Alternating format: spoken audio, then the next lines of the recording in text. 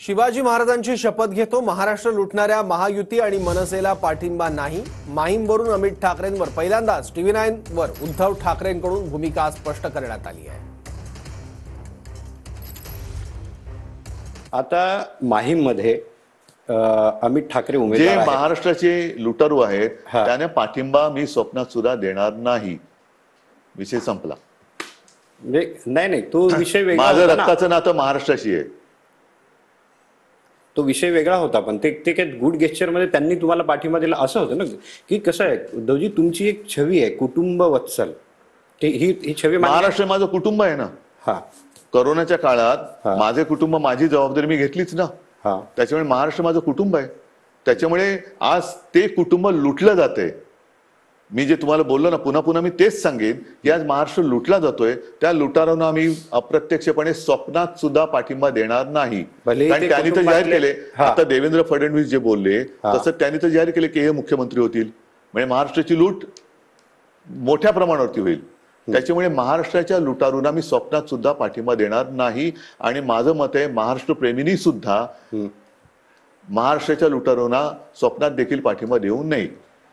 लुटारू कोण, बीजेपी की मनसे? म्हणजे हे की ते आघाडी यांची जी काय झाली महायुती, डबल ट्रिपल इंजिन, ते महाराष्ट्र लुटतात ना। ते लुटतायत असं तुम्ही पण त्यांना पाठिंबा देणारे आणि त्यांना मदत करणारे हे महाराष्ट्राच्या लुटारूंना मदत करतायत।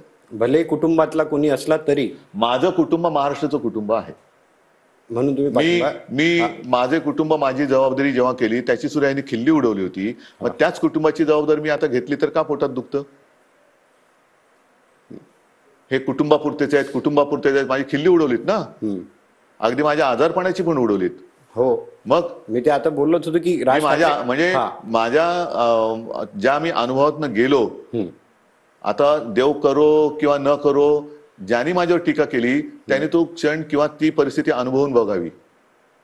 तेव्हा माझी खिल्ली उडवलीत, माझी नक्कल केलीत, माझा पक्ष फोडलात, आणि त्यांना मी मदत करणाऱ्यांना मदत करू।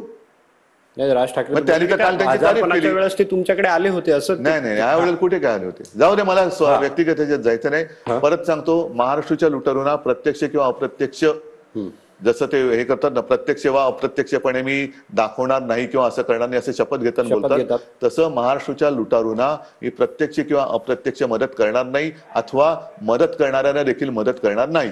भले तो कुटुंबातला, मी छत्रपती शिवाजी महाराजांची शपथ घेऊन बोलतोय। बापरे, शपथ घेऊन, आणि भले तो कुटुंबातलाही असो। महाराष्ट्र माझं कुटुंबच आहे ना।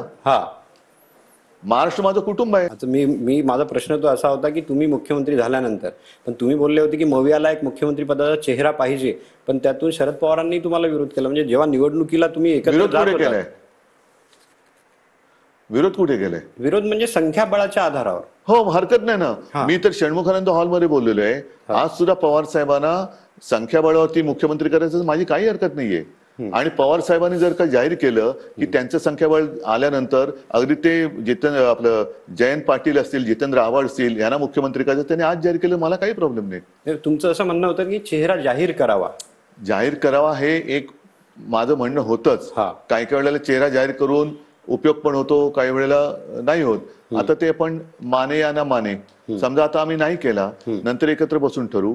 पवार साहेबांचं म्हणणं असेल की ज्याच्या जागा जास्त येतील त्याचा मुख्यमंत्री, माझी त्यालाही हरकत नाही। अगदी त्याच्या पुढे पवार साहेबांनी सांगायचं की त्यांच्या जागा जास्त आल्या तर जयंत पाटील होतील, जितेंद्र आव्हाड होतील, आणखीन कोण होतील, हे जाहीर करावं। म्हणजे संख्याबळ तुम्हाला मान्य आहे? नाही, काही करा, पण हे महाराष्ट्र लुटारू नकोत। महाराष्ट्र लुटू द्यायचा नाही, हे आमचं एक वाक्य आहे। नाही, माझ्या डोक्यात काहीतरी घुसलंय मुख्यमंत्री पद, असं काही नाहीये। देवेंद्रना मला पुढचा प्रश्न विचारायचा आहे, नवाब मलिक बद्दल तुमची भूमिका नेमकी काय आहे? कारण नवाब मलिक माझ्या मंत्रिमंडळात माझे सहकारी होते, त्यांना यांनी सगळं नाटक केलं, दाऊदचा साथीदार म्हणून ह्याला तुरुंगात टाकलं। हे तिकडे गेल्यानंतर दाऊदचा गुन्हेगार बाहेर आला, आता त्यांच्या मांडीला मांडी लावून बसतोय। नागपूरच्या अधिवेशनात 2 उपमुख्यमंत्री देवेंद्र आणि अजित पवार असे मांडीला मांडी लावून बसतात, तरी सुद्धा यांना पत्र लिहावं लागतं की हे योग्य नाही होय बरे, हे ठीक नव्हे बरे। आता अजित पवारांनी सांगितले की हा माझा अधिकृत उमेदवार आहे। काय करणार देवेंद्र फडणवीस? युती का नाही तोडत? ते बोलतात त्यांचा आम्ही प्रचार नाही करणार, आम्ही समोरच्याचा प्रचार नाही, पण किती नालायक पण आहे. निवडून आल्यानंतर सोबत घेणारच की नाही? सांगा ना की आमचा संबंध नाही, उद्या सत्ता समजा येणार नाहीच पण एक माणूस कमी असला तरी आम्ही नवाब मलिकना घेणार नाही, त्यांनी जाहीर करावं.